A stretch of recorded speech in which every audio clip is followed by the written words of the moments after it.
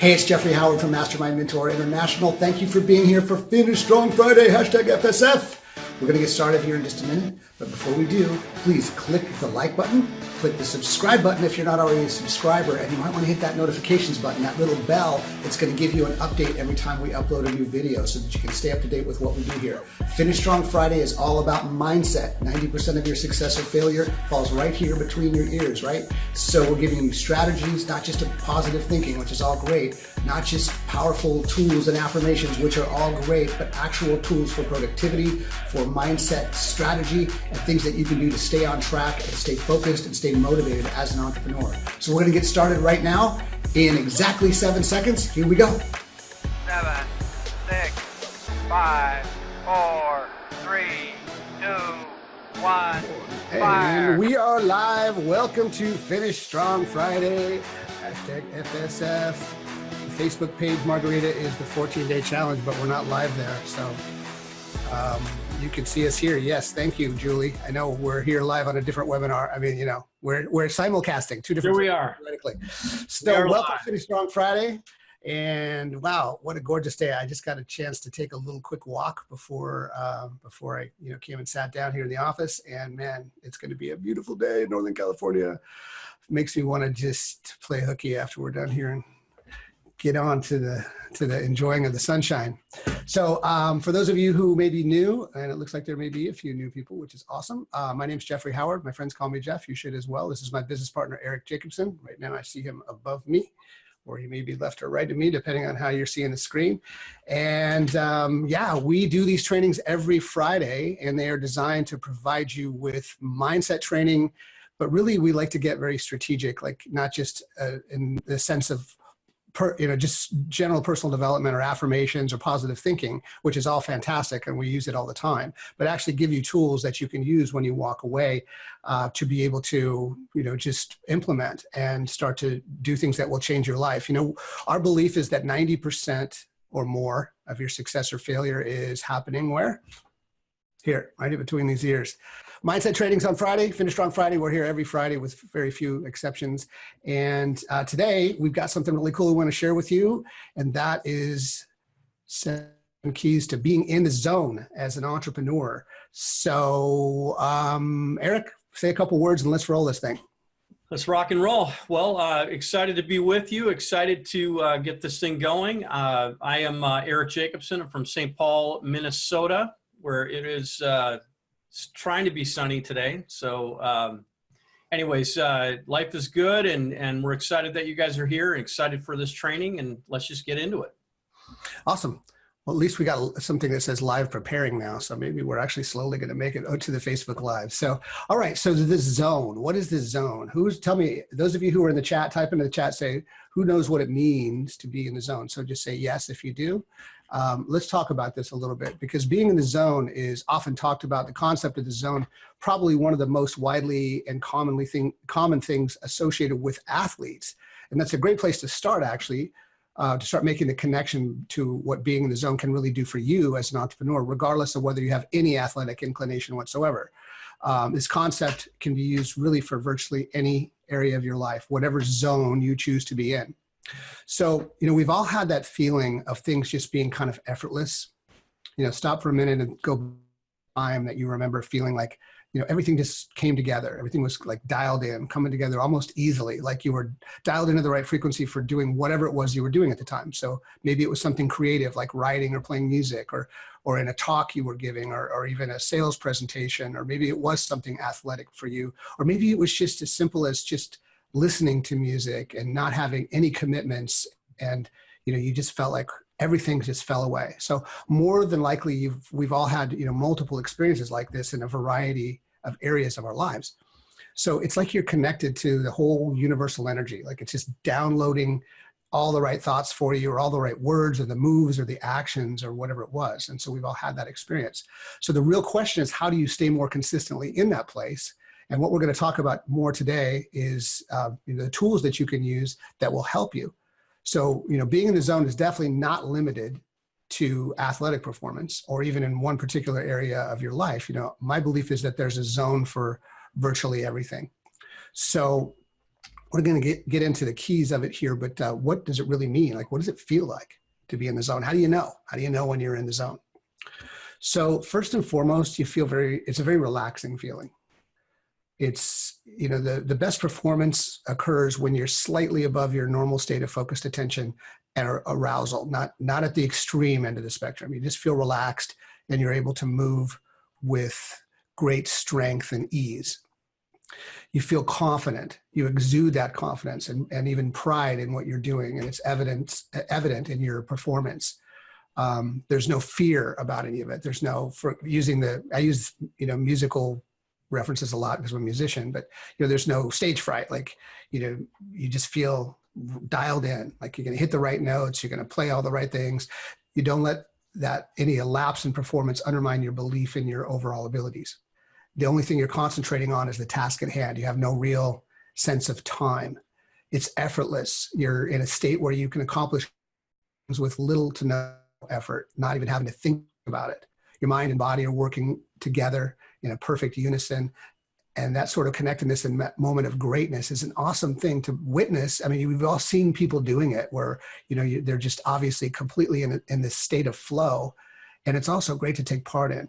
And things come automatically. There's no interference from your thoughts. There's no interference from your emotions. You're just on autopilot, just reacting to whatever comes your way, just smoothly. And in this, like I said, this thing that they call a flow state, that's kind of used interchangeably with being in the zone, this thing called flow state. And it's also fun. When you're in the flow, the enjoyment is like nothing else you can even, you've even imagined, right? When you recognize being in that state, it's just really fun. And you're also totally in control. So no matter what you feel, no matter what's going on, you're totally in control. You own your own destiny. The authority is yours, no one else's. So you have this mastery, all right? So Eric, you want to pick up a little bit here and talk about mastery? Yeah. Yeah. So you got this inner sense of mastery, or inner mastery that's happening, where you're completely involved in what you're doing. You're focused, you're concentrated. You have maybe a sense of ecstasy or sense of being outside of everyday reality. Like it's like you've got great inner clarity. You know exactly what needs to be done and how well you're doing it. You've got, that the activity is doable, that you have the skills, your skills are adequately honed and tuned to get that, to get whatever it is that you're accomplishing done. You have a sense of serenity. You're just not worried about yourself. You're not worried about what it is you're doing. It's just happening, right? It's just happening naturally, effortlessly. It feels timelessness. It feels like you're focused on the present hour, and you kind of lose track of time as you're in the zone. And again, like Jeff said, it parallels to athletic performance, but it really comes down to it's science, it's brainwave, and it's the science of how your mind works. And it's not, what it isn't is it's not effort. Okay, it's like when you're making effort towards something, or when you're grinding it out, or whatever that might be. When you're trying to do something better, trying to do something different, what ends up happening is you end up a lot of times bringing into your state more of the thing that you're trying to change. Being in the zone is just naturally, everything's kind of happening. You've practiced enough where the performance is just an effortless thing. So it goes back to visualization of what you're doing, kind of focusing on the outcome that you want to happen naturally. Actually, not really focused on the outcome, but focusing on the performance of what you're doing, and not concerned about the outcome, because it's because the outcome is what the outcome is, and you're just not worried about it. So go ahead. Yeah, you have this kind of knowing that it's just, when you're in the flow, it's really hard to describe, because it's like you don't need words when you're in it. The words just kind of come. So, there's a lot of different ways to get into the zone. A handful of them are, meditation, music, exercise, combinations of all these things, reading or listening to something inspirational or educational, cultivating your imagination in a number of different ways. We like to use technology as well. So brainwave entrainment tools, sound, light, music tools. We have a proprietary device that delivers content and sound and light technology and gets you into a brainwave state, and also kind of gets you into the right state of mind. Some of you on here actually own that device. Yeah, there's just a lot of cool ways to do it. So let's break it down to 7 key areas, and some of the things that you can do in each one. So these are the 7 keys to being in and staying in the zone. Eric, you want to take the first one? Yeah. So the first thing is to feed your mind, right? So the first key is to feed your mind. So how do you feed your mind? You know how to feed your body, right? You feed your body by providing the nutrients that you need for your body to be able to live. So feeding your mind is positive self-talk. It's speaking to yourself in a manner that you would speak to somebody else. Because a lot of times people talk to themselves a lot more negatively, a lot more aggressively. Internally, their self-talk is like they would never talk to somebody else. But they say something, and so it's just, so catching yourself, being aware when that happens, catching that negative self-talk and reframing it to positive. And how do you do that? You do that through affirmations, afformations, and I'll let Jeff touch on what the difference between those, and then brainwave entertainment. So go ahead and touch on that. Brainwave entrainment. Yeah, it's entrainment. Yeah, which is basically where you're aligning your brainwaves to a certain frequency. So the difference between affirmations and affirmations are pretty simple. Affirmations we're all familiar with. That's basically making a statement to yourself of typically a positive statement, right? So, I am, thin and healthy, and, my ideal weight would be, for example, in the health department, right? But here's the problem with affirmations. Like, if that's not true for you, if it's not a fact for you in that moment, you tend to your brain kicks into this mode of resistance, right? So, a lot of you have tried this. Affirmations, they're very powerful. They definitely work. The challenge with them is to do it long enough so that you begin to reprogram your brainwave in that regard. So, we like to look at it as like the little devil or the angel on your shoulder, right? We saw it on the cartoons growing up. You say an affirmation to yourself, and the devil on your shoulder saying, "Oh no, you're not like that. You've never been like that. Nobody in your family's ever been like that. You don't even know anyone like that." All this negativity comes up, and of course, we've kind of been socially conditioned to accept that as the reality, as opposed to the opposite, which is really true, that you can be in this flow state and create anything that you want. I mean, you literally can create almost out of nothing, or out of the force of the universe, anything that you want to create. So an affirmation, the difference is really simple. It's the same idea, only it's stated as a question. So the reason, this is, by the way, let me just give a shout out to my friend Noah St. John, who wrote the book on this, literally wrote the book, the great little book of affirmations, if you want to look it up, Noah St. John. Short little book. It's awesome. It's very powerful. I think I'm not even sure if it's still in print, but I'm sure you can find it someplace. Affirmations are questions, all right? The reason that you reframe an affirmation as a question is because your mind, your brain, works very much like a search engine, just like Google, right? So it's garbage in, garbage out. So if you ask yourself a question like, why am I so stupid? Well, your brain's going to go about the process without any emotion whatsoever, go about the process of giving you all the reasons why you're so stupid, right? The problem isn't that we don't ask questions. The problem is most of us, especially with regard to ourselves, are asking the wrong questions, right? And we do it just sort of, it's almost like a knee-jerk reaction to something typically. You bang your head against. Almost unconscious, unconscious. Yeah. Yeah, and I think for a lot of people, it is very unconscious. And in fact, now that I'm thinking about it, it's kind of like the opposite of being in the zone. Right. It's a form of programming. It's a form of conditioning that you've gotten yourself into the habit of doing, but it's serving the exact opposite function of what you want it to serve. If that makes sense. So, just look at, if you have a set of affirmations that you're using, look at how you can take that affirmation and reframe it as a question. And sometimes it's just as simple as, I just like to say, why is it so easy to do the statement, right? Why is it so easy? I'll give you one that I have a mantra. When I used to run a lot. I ran a marathon in the past. Wow. And I used to have a mantra as I ran. I'd be running, right? So I'm running. I would say, I'm a winner. I'm a winner. I'm a winner. I will succeed. So those are all affirmations. So an affirmation, just to make it really, really central. And that's also a mantra. And that's something you can do, that you just kind of repeat it over and over and over and over as a mantra as you're running. And so that's what I used to always repeat as I was running. And so an affirmation would be, why am I a winner? Why am I a winner? Why am I a winner? Why is it so easy for me to succeed?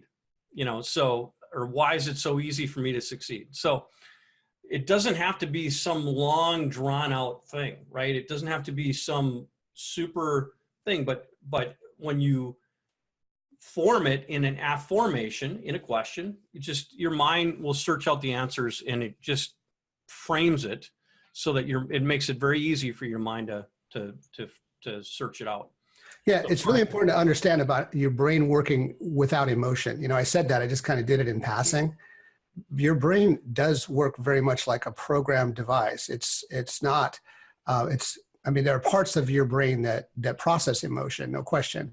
But when it comes to this particular area, your brain takes what you say and what you ask of it pretty much matter of fact, without judgment, right? And so if you're feeding it, it's like I said before, garbage in, garbage out. If you're feeding the wrong things in, it's going to feed you back the wrong information.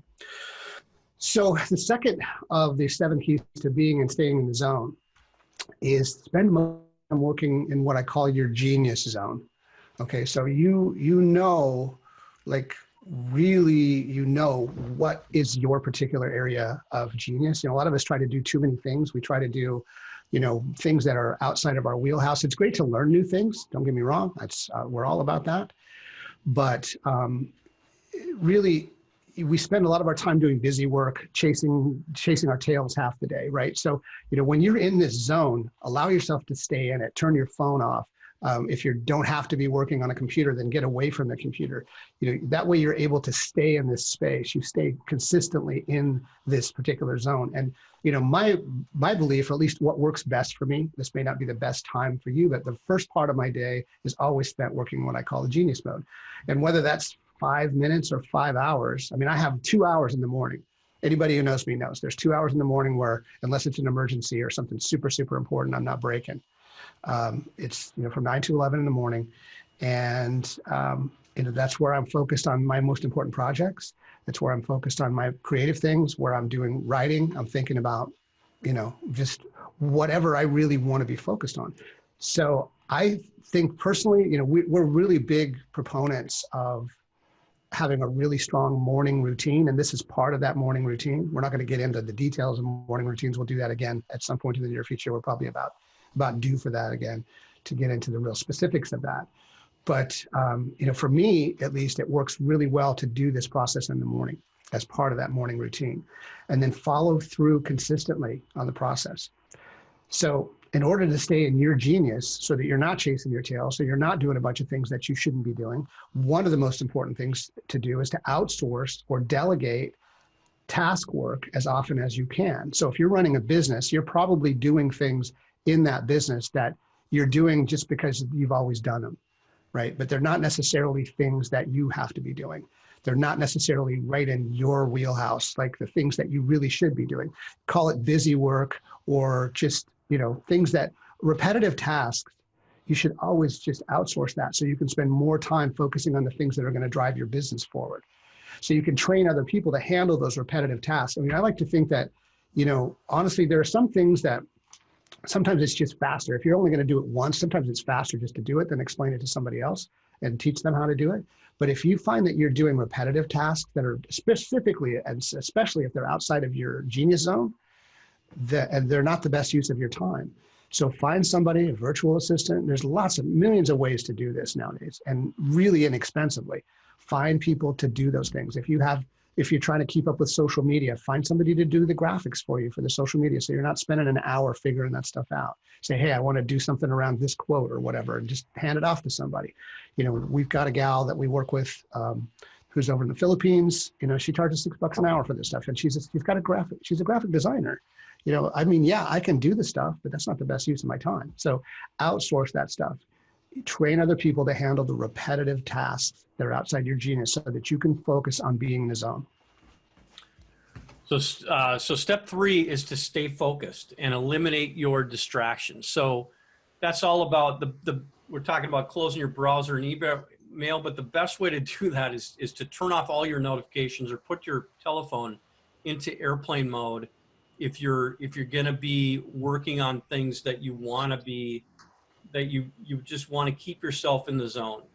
There's nothing more hurtful to being in the zone than just having your phone notifications going off over and over and over. Every time that happens, you got to stop what you're doing. You have to look at it. You have to make a decision. Do I act on this or not?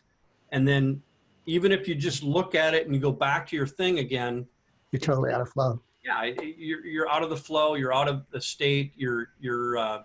So turn off your cell phone notifications.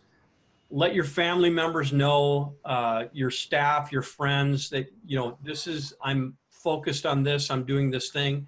And maybe it's making calls. Maybe that's what is what it is, but just focus on that task and stay at it for a period of time so that you can actually get yourself into that flow state and start and get yourself, you know, creating the genius that is you, right?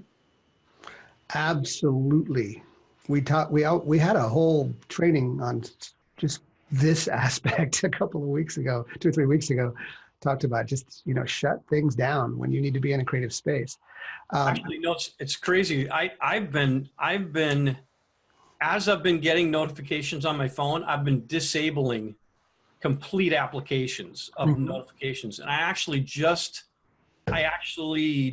took YouTube off of my phone because I found myself spending way too much time watching YouTube videos. I just deleted it off of my telephone like just 2 days ago because I'm like, this is ridiculous. That's extreme, dude. I don't even know if I could do that. Yeah. I got my notifications turned off though on those. And you've been doing a similar thing. I think that's a great idea because sometimes, like, after you had your phone for a while, you don't even know how many apps that you've had downloaded and get all these notifications on. I got something the other day. It's like, what the heck is that? Even my Discover card, you know, I've got an app for the Discover card, but it sends me a text message and a push notification every time I make a purchase. I'm like, well, that's a little over the top. You know, I know I just made the purchase. Obviously I want to, you know, keep track of things, but yeah, just extreme stuff, man. Take it off, shut it down, put it in airplane mode, turn it off. Yeah. Okay. So the 4th key to being in and staying in the zone is take care of yourself mentally, emotionally, and actually we have this broken down in 2 categories. So there's this number 4 and number 5. So mentally and emotionally. All right. So what does that mean? Well, most of us are really, really bad at taking care of ourselves. We're really good at taking care of everything else and everybody else and everybody else in the world but us.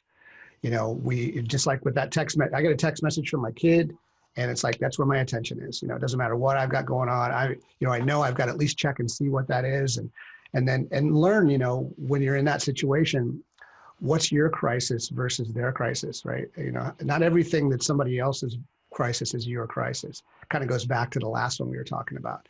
But, you know, one of the ways to do that, to take care of yourself mentally, emotionally, spiritually even, is meditation. You know, we talk about it a lot. And meditation is basically just getting silent with your own thoughts. You know, I like to do meditation with music, you know, soft instrumental music or specific music that's designed for brainwave entrainment state. It just really helps, especially at the beginning of the day. It really helps to put you in a space that starts your day in the right place. Also, and this is a little bit different, you know, imagination and contemplation time. So meditation to me is a place where you want to clear your mind, but the imagination and contemplation time is when you want to activate your mind. So you want to get into, like, I still do it in the same space. Like, I do these things consecutively, typically. I'll do a meditation. Then I'll leave the same music on and I'll just kind of shift my mode. And I start thinking about, okay, what if this, and how could we do that? And what's the solution to this? And, you know, just imagine what's possible here. How big can this go? You know, downloading new ideas and whatever. So that's really, for me, that's one of my favorite parts of my day. It's actually just living in that space of creation, right? Mental creation and visualization.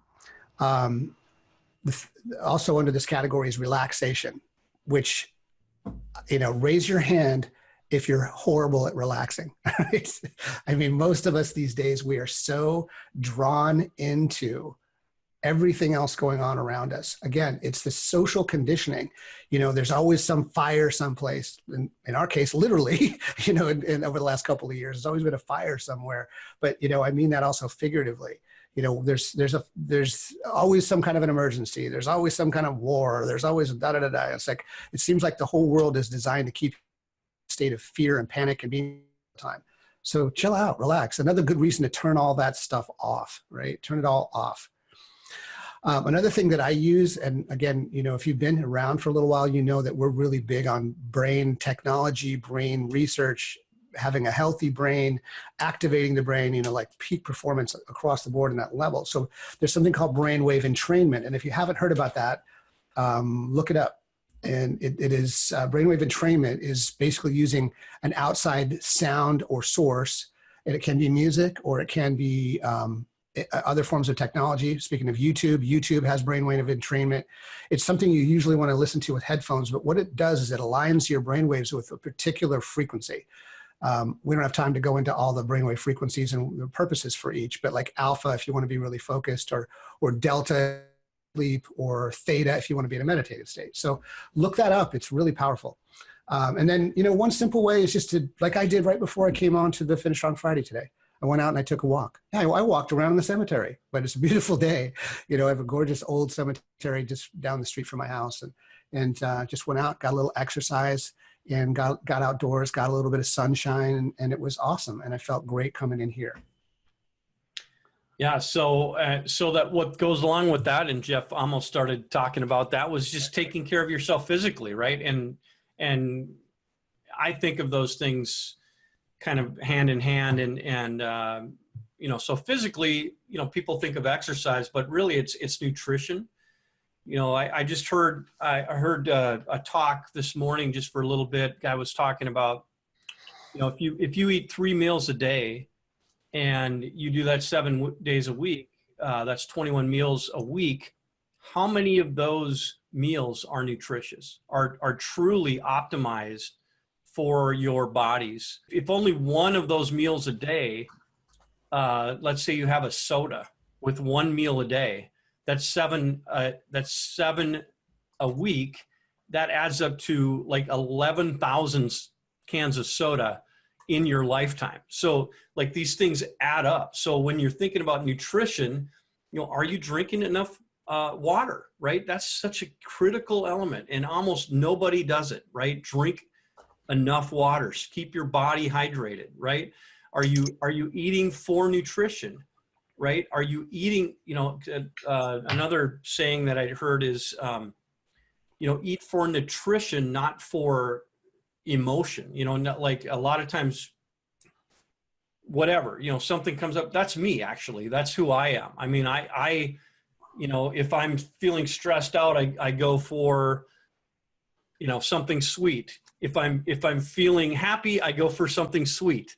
I like it, so that's an issue that I deal with, is emotional eating. It's a real issue.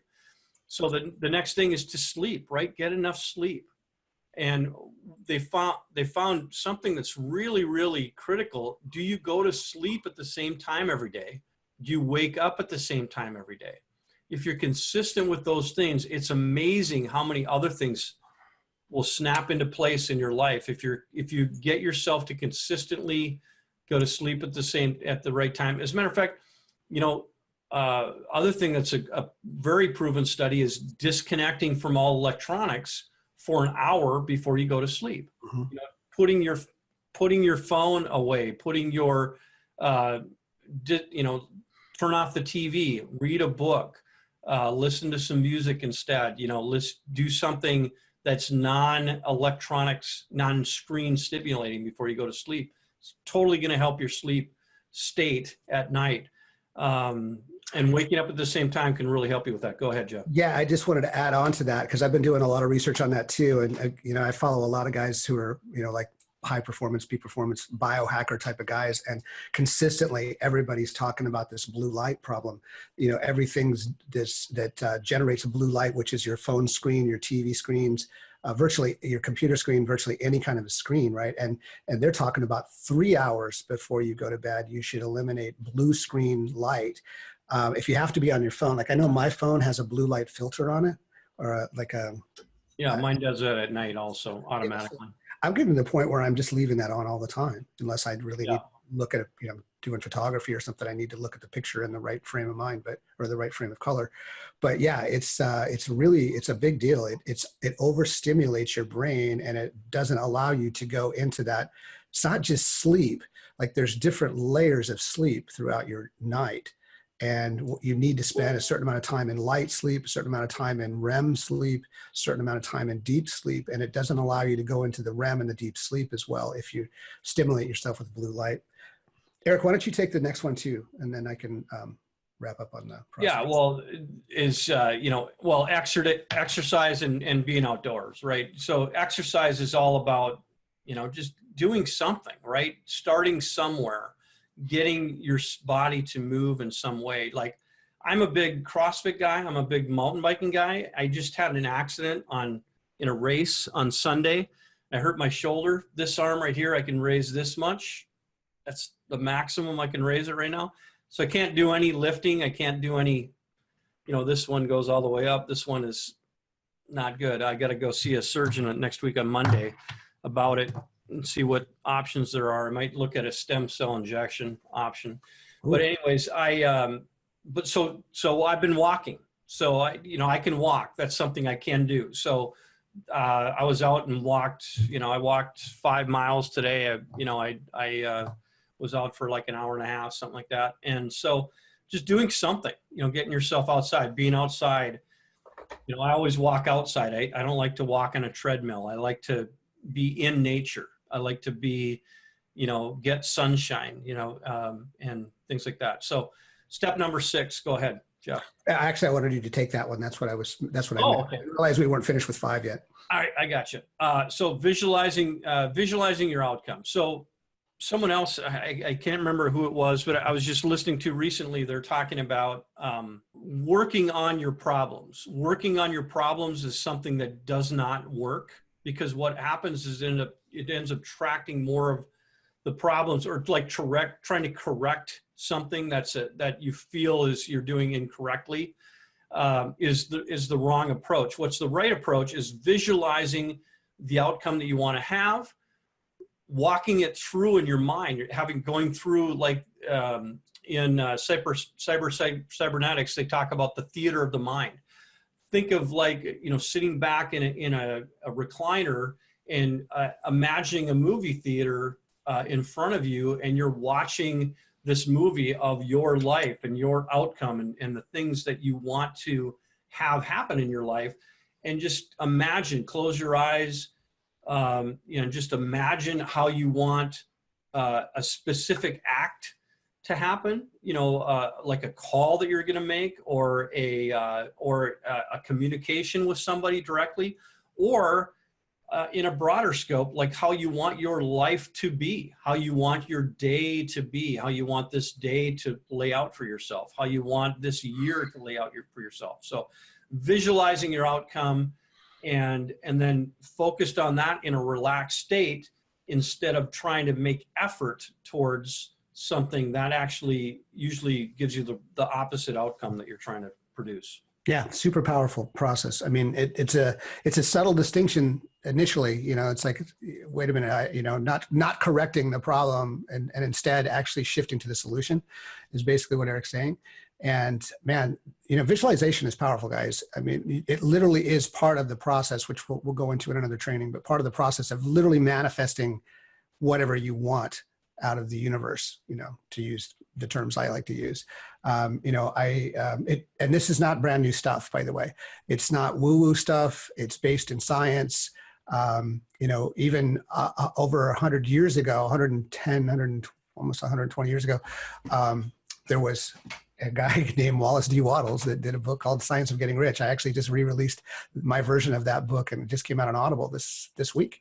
And he talks about that too. And this was released in 1910, about how powerful the visualization process is for formulating the stuff of the universe into the thing that you want to create. So, you want to always be focused on what it is that you want, not how to fix what you don't want.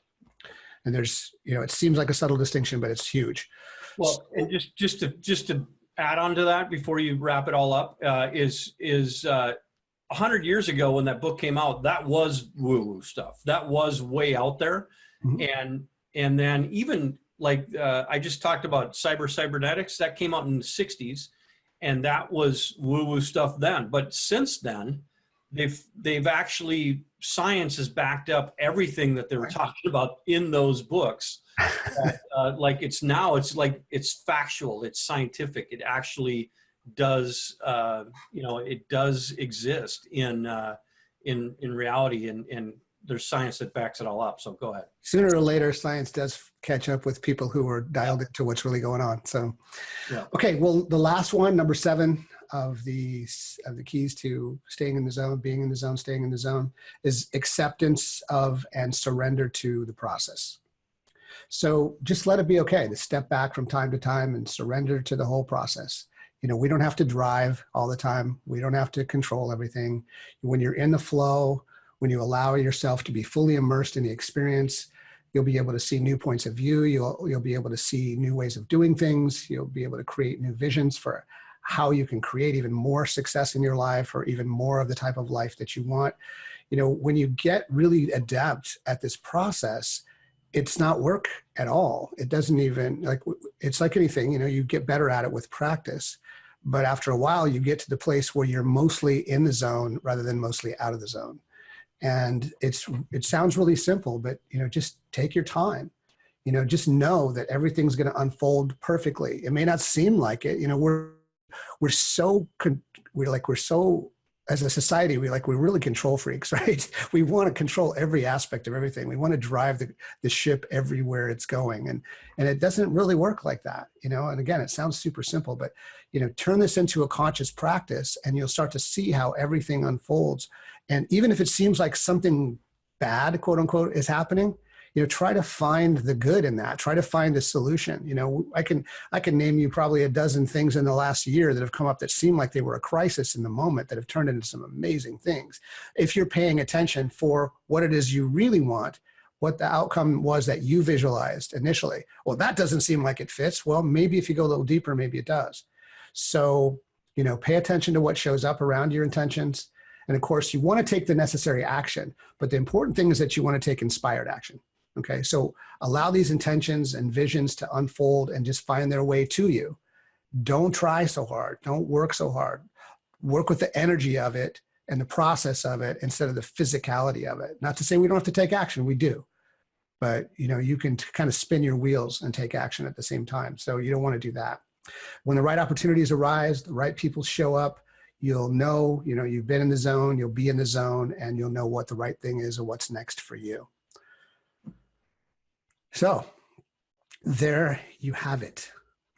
The 7, there are many ways, but 7 ideas, 7 keys that you can use to create peak performance, be in the zone as an entrepreneur, as a human being, as a parent, as a friend, whatever it is that you're focused on.